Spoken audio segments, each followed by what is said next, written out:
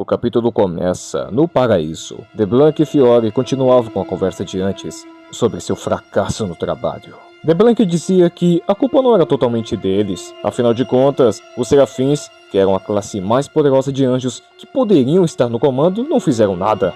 Mas ainda assim, DeBlanc retruca, dizendo que por mais que eles não estivessem no comando naquela hora, eles mandavam em tudo.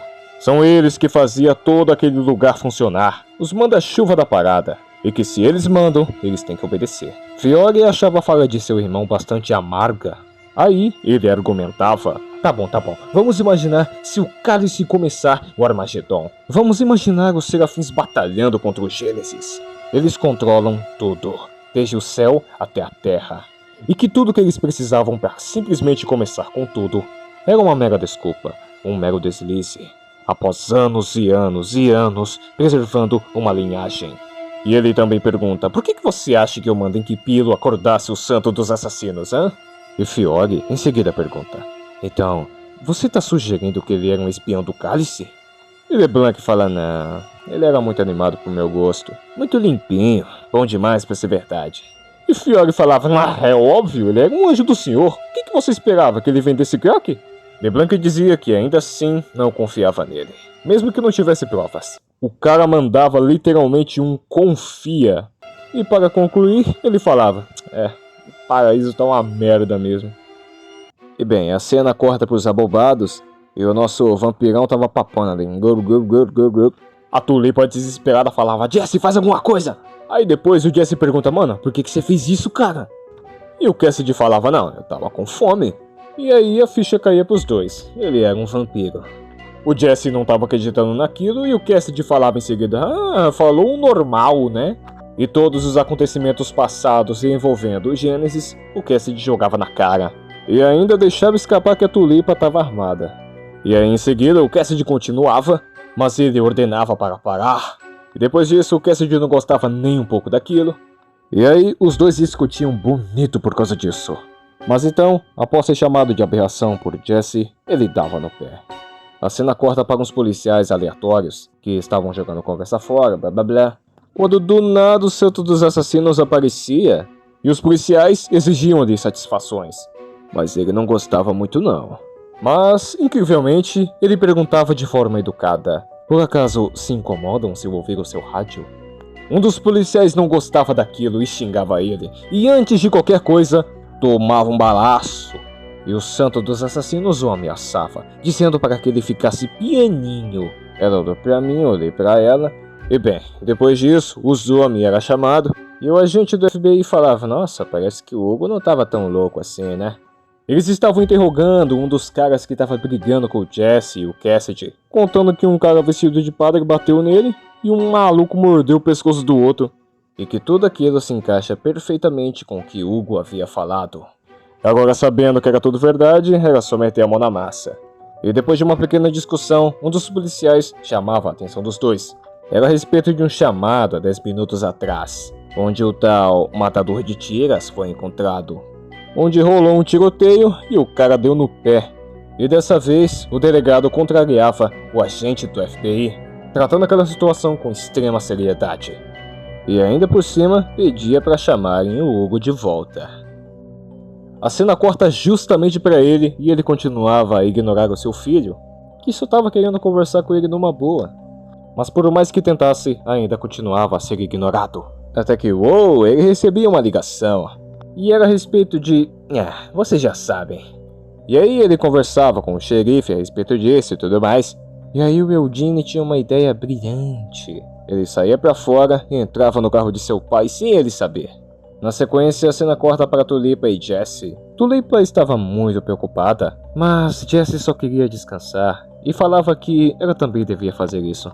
E aí ele falava sobre o assunto da arma.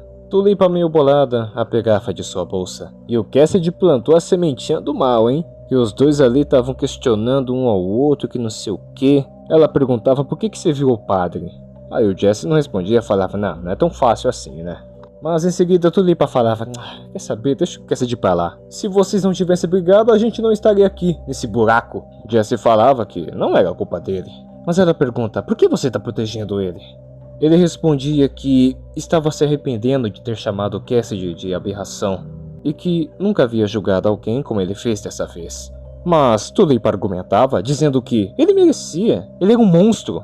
Mas Jesse falava que ele sabe, mas pensava que eles seriam amigos e acha que ele o magoou. Essa parte não faz o menor sentido porque eles se conhecem há pouquíssimo tempo e ele já estava considerando o cara amigão do peito, sabe? E o choque que ele teve ao ver o Cassidy se provando ser um vampiro, cara, não é condizente com o que ele tá dizendo agora. Essa cena não faz sentido. Cara, a gente tá no 3º capítulo, não é como se a gente tivesse tido um super desenvolvimento. E Jesse continuava dizendo que a briga não foi culpa dele. O carinha que chamou ele de bunda mole, esse foi o motivo. E o Jesse não leva desaforo pra casa. Ah, velho, bunda mole? Pô, se xingasse a mãe eu entendia, mas pô, bunda mole? Ah. E quando Tulipa dizia que ele não havia mudado nada por seu orgulho, ele também falava: você também não mudou nada. Ela pergunta: o que isso quer dizer? O que você tá querendo dizer? Ele falava: você fica mais linda quando tá brava. E aí, era essa discussão de casal. Dava pra ver que no fundo eles se gostavam, eles se amavam. Mas não era nada oficial. Eles não se assumiam. Era essa questão, e tinha vários problemas, o Gênesis e tudo mais. Ho, ho, ho, mas não é isso que vocês querem ver, né? O Cassidy estava passando de carro e falava: puta que pariu. E era nada menos que os corpos dos policiais. Decidindo sair do carro, ele sentia um cheiro. E um monte de vinho estava saindo debaixo da porta. Ele decidia dar uma olhadinha, né?